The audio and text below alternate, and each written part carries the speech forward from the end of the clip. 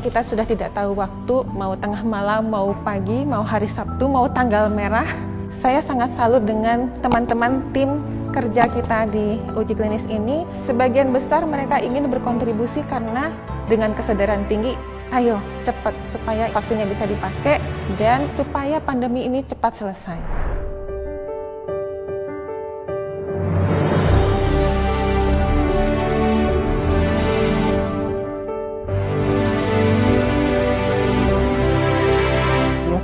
Mempunyai sejarah yang menarik dan cukup panjang. Bio Farma didirikan tahun 1890.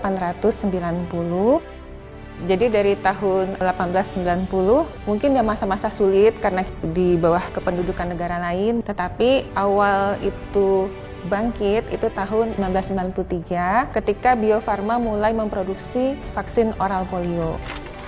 Jadi sebenarnya bukan hanya sekarang-sekarang, dulu juga ketika masa pandemi cacar bopeng atau cacar api yang bisa menimbulkan kematian, itu Bio Farma sudah berkontribusi memproduksi vaksinnya dan alhamdulillah WHO menyatakan penyakitnya dan virusnya sudah punah dari muka bumi.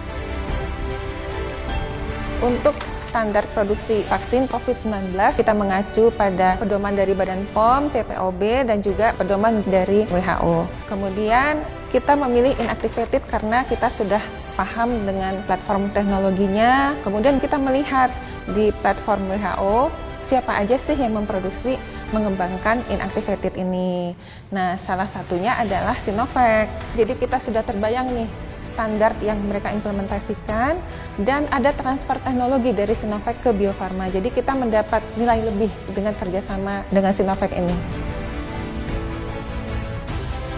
Saat kita memutuskan kerjasama dengan Sinovac, mereka belum mulai fase 3. Kita butuh kepastian nih, masyarakat kita banyak, kita harus dapat vaksin yang baik, aksesnya harus cepat. Akhirnya kita putuskan untuk ikut berkontribusi dengan melaksanakan uji klinis fase 3 di Indonesia. Saya punya tim uji klinis sekitar 100 orang dan itu terdiri dari berbagai disiplin ilmu. Ada dokter spesialis penyakit dalam, ada dokter umum, kemudian ada farmasis, ada ahli statistik, begitu.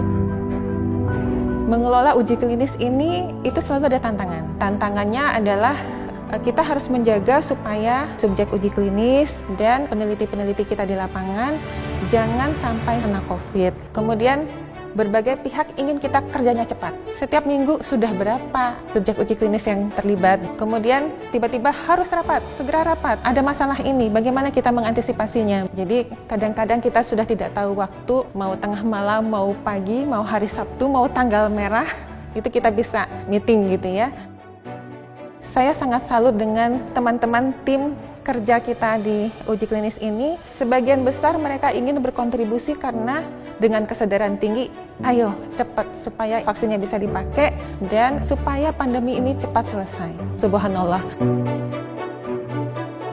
Sejauh ini bahan bakunya sudah cukup, di mana total produksi dalam setahun sekitar 250 juta dosis. Kita selalu mentreatment atau menyimpan bahan tersebut di suhu 2-8 derajat. Sehingga kita yakin bahwa proses produksi sejak pengiriman, kedatangan, sampai dengan siap distribusi itu suhunya terjaga. Sehingga kualitas vaksinnya betul-betul terjaga. Kemudian peralatan yang kita gunakan merupakan peralatan yang paling canggih yang ada di dunia. Artinya kita mentreatment vaksin COVID ini dengan yang terbaik.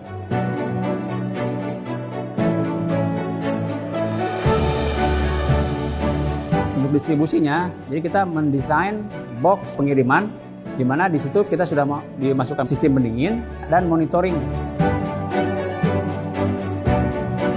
Jadi kita pastikan bahwa sejak dari Bio Farma sampai ke tujuan itu suhunya terjamin, kemudian kualitasnya betul-betul terjaga.